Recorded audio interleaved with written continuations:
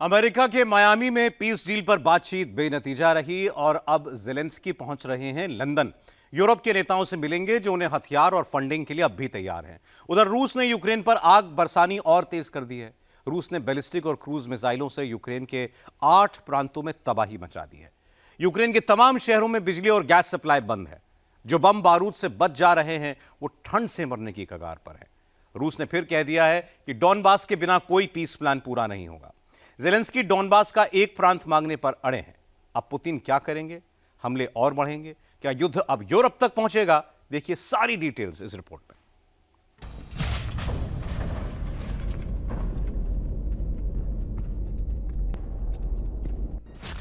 Ukraine जल रहा है। ज़ेलेंस्की लंदन घूम रहे हैं।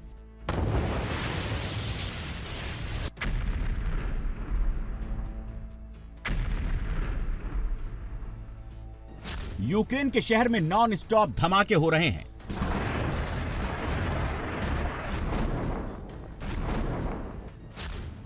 पुतिन बहुत फायर हैं, मिसाइलें बरसा रहे हैं।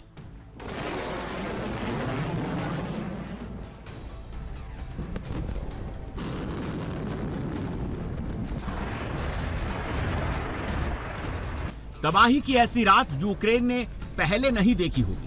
मौत का ऐसा खौफ यूक्रेन के लोगों ने पहले नहीं झेला होगा।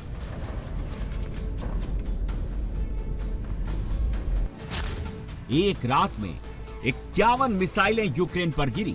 653 ड्रोन का हमला हुआ। रूस ने 36 क्रूज मिसाइल दागी।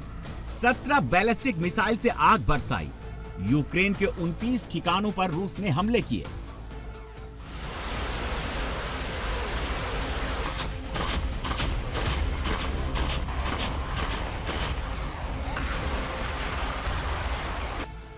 पुतिन ने कहा था जल्द शांति होगी, लेकिन रास्ता इतना विध्वंसक होगा ये ज़ेलेंस्की ने सोचा भी नहीं था।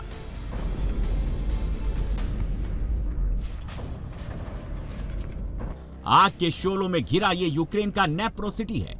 नेप्रो यूक्रेन का चौथा बड़ा शहर है।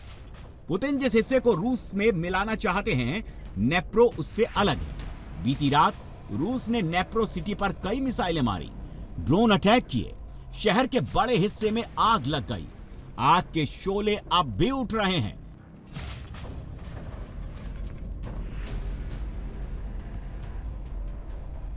नेप्रो की जो बिल्डिंग जल रही है वो यूक्रेन का मिलिट्री इंडस्ट्रियल कॉम्प्लेक्स है। यहां नाटो से भेजे गए हथियार जमा थे। कई महीने से पूर्वी यूक्रेन की फ्रंट लाइन तक हथियार सप्लाई का यह बड़ा केंद्र यही सेंटर था। मॉस्को से सिग्नल मिला और रूस ने इसे जलाकर भस्म कर दिया।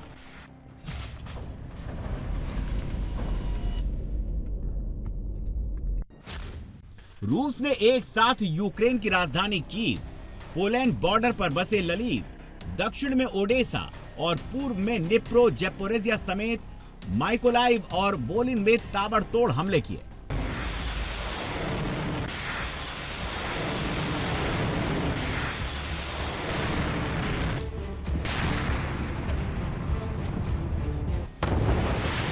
ये तस्वीरें पूर्वी यूक्रेन की हैं, जहां एरियल अटैक के बाद तोपखाने का मुंह खोल दिया गया।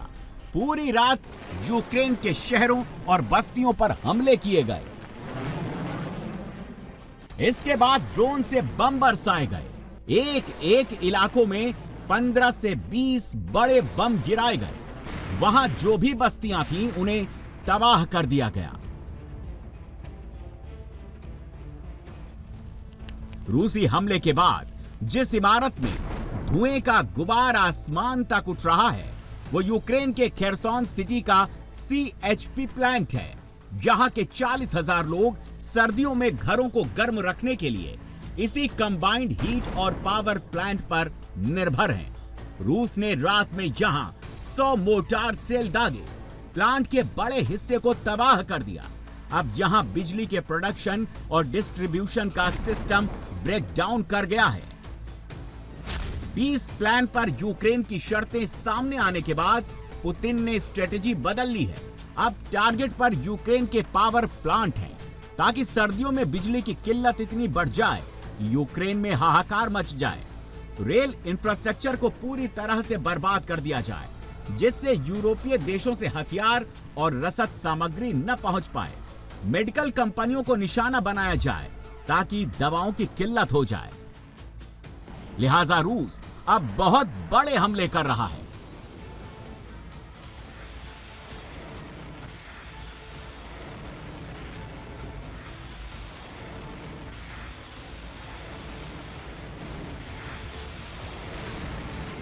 ये नॉर्थ वेस्ट यूक्रेन का लुत्स्क सिटी है। आमतौर पर रूसी यहां हमले नहीं करते। अब ये भी सेफ नहीं है। यहां आर्मी का बड़ा वेयरहाउस था।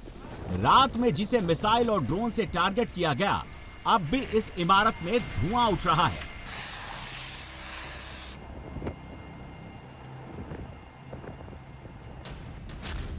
रात को चेर्निहाइव, जेपोरेजिया, लवीव और नेप्रोपेट्रोवस्क में भी बिजली और हीटिंग प्लांट पर हमले किए गए। यूक्रेन के क्रेमेनचुक में इस्कंदर एम बैलिस्टिक मिसाइल से रूस ने हमला किया। मिसाइल की आवाज सुनकर लोग डर गए।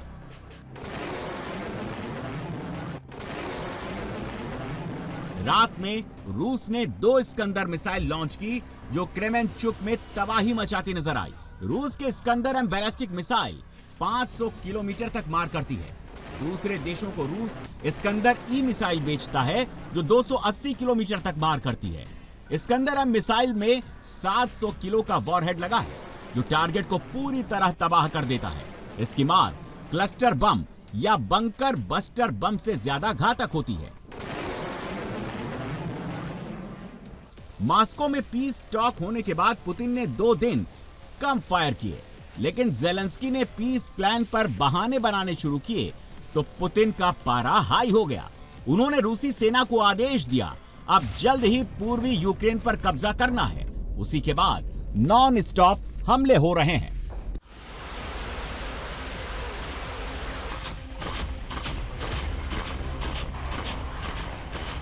फैब 3000 और फैब 5000 बमों की बारिश की जा रही है। रूस के फाइटर जेट चुन चुनकर बमबारी कर रहे हैं। ये बम जहां फटते हैं, वहां बस्ती का नामो निशान मिट जाता है। जहां से इन बमों को लॉन्च किया जाता है, वहां से 250 किलोमीटर दूर ये टारगेट को तबाह कर सकते हैं। रूस के इन बमों से दुनिया क्यों थर्राती है, उसका जवाब ये तस्वीरें हैं। ये पूर्वी यूक्रेन का गुलियापोल सिटी है, जहां रूसी बमबारी के बाद आसमान में काला धुआं उठ रहा है, मानो कोई ज्वालामुखी फटा हो।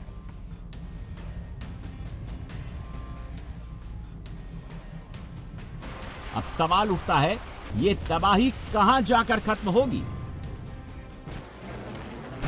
जेलेंस्की को भी पता है कि डोनबास अब बचाना नामुमकिन है। रूस यहां एक एक घर को ड्रोन से उड़ा रहा है।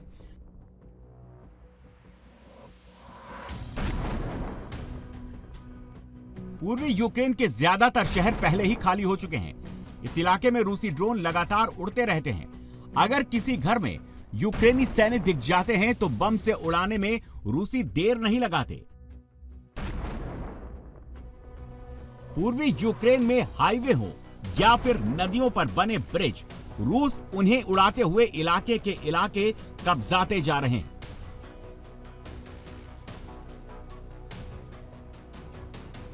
रास्ते में जो भी वाहन मिलते हैं, उन्हें भी धमाकों से उड़ाते हुए रूसी सेना आगे बढ़ रही है।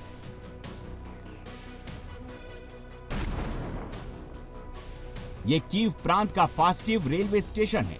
पोलैंड से नाटो के हथियारों की डिलीवरी लेकर यूक्रेन की ट्रेनें यहीं आती रही हैं। अब कई महीनों तक यहां ट्रेन आना संभव नहीं होगा। रूस ने यहां इस्कंदर मिसाइलों से हमला कर रेलवे स्टेशन को पूरी तरह से बर्बाद कर दिया है। मिसाइल अटैक के बाद यहां ड्रोन हमले भी किए गए, जिससे पूरा इंफ्रास्ट्रक्चर तबाह हो गया। यहां इलेक्ट्रिक ट्रेनें चलती थी।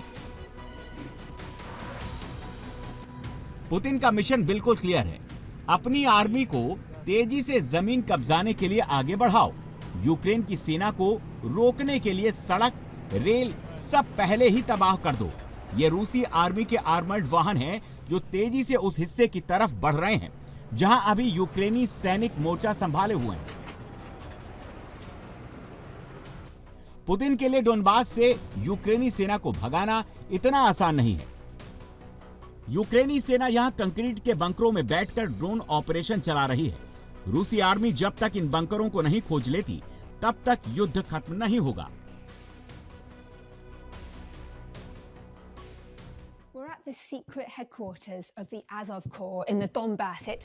ये अज़ोव कॉर्प्स का सीक्रेट हेडक्वार्टर है जो बहुत गहराई में अंडरग्राउंड बनाया गया है।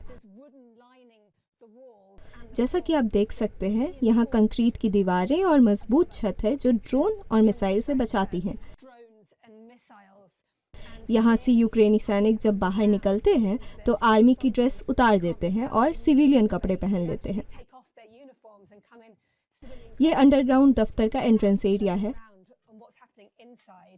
ये कोर एरिया है जिसे ऑपरेशन सेंटर कह सकते हैं। यहाँ पर सैनिक ड्रोन ऑपरेशन और युद्ध के हालात को मॉनिटर कर रहे हैं। ज़ेलेंस्की ने लंदन जाने से पहले रूस के रोस्टोव और साराटोव प्रांतों में ड्रोन अटैक कराए हैं।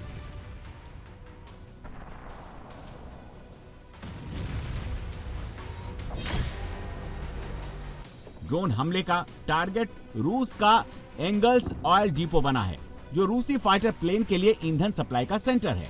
रूस के दोनों प्रांत में ऑयल डिपो को निशाना बनाकर यूक्रेन ने रात भर ड्रोन अटैक किए।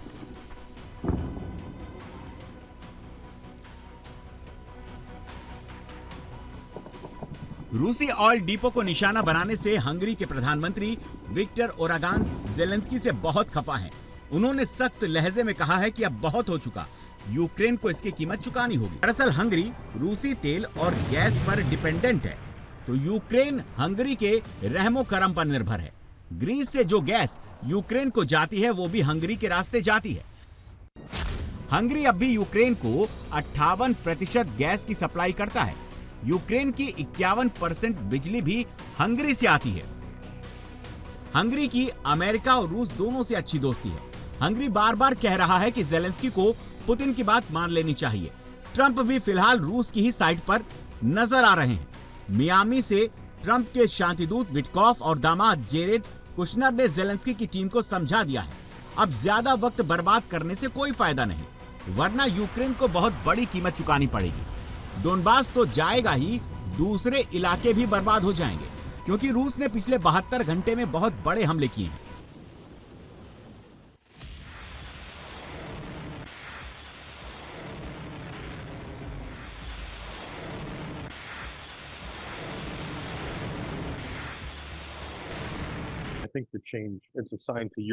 अमेरिका की नई राष्ट्रीय सुरक्षा नीति यूरोप के लिए स्पष्ट सिग्नल है। बेवजह वो पीस प्लान में रोड ब्लॉकर ना बने। हम मानते हैं कि रूस महत्वपूर्ण है, वो कोई विरोध नहीं है, वे कोई खतरा नहीं है, बल्कि वे वास्तव में यूरोपीय और वैश्विक स्थिरता के लिए महत्वपूर्ण है। उनके पास बहुत जरूरी क्रिटिकल एलिमेंट्स हैं, लिहाजा यूरोपीय यहाँ से वहाँ जंप ना करें। उन्हें क्रेजी होने की जरूरत नहीं है। ट्रंप के विशेष दूत केलॉग के बयान से लगता है कि ज़ेलेंस्की अब सरेंडर की मुद्रा में आ चुके हैं। अगर लंदन में उन्हें फिर मैक्रो और स्टारमर ने चने की झाड़ पर नहीं चढ़ा दिया। केलॉग का दावा है कि पीस प्लान पर समझौते में अब सिर्फ 2 बाधाएं बची हैं। रूस ज़पोरिज़िया पावर प्लांट का कंट्रोल चाहता है, लेकिन यूक्रेन को आधी बिजली देने को तैयार है। ज़ेलेंस्की चाहते हैं कि रूस इस पर दावा छोड़ दे। इस युद्ध को खत्म करने में हम सिर्फ 10 मीटर दूर हैं। इनमें एक डोनबास और डोनेस्क है जो यूक्रेन नहीं छोड़ना चाहता। दूसरा लुहांस्क है जो यूक्रेन छोड़ सकता है, लेकिन ज़पोरिज़िया न्यूक्लियर प्लांट यूक्रेन चाहता है, जिसे अभी रूस कंट्रोल करता है, जो बहुत बड़ा न्यूक्लियर पावर प्लांट है, जिस पर वेस्टर्न अलायंस को सोचना है। ये कुछ बातें हैं जो अभी हुई हैं। अब गेंद पुतिन के पाले में है। देखना है वो ज़ेलेंस्की को और तोड़ते हैं या फिर बात बन जाती है।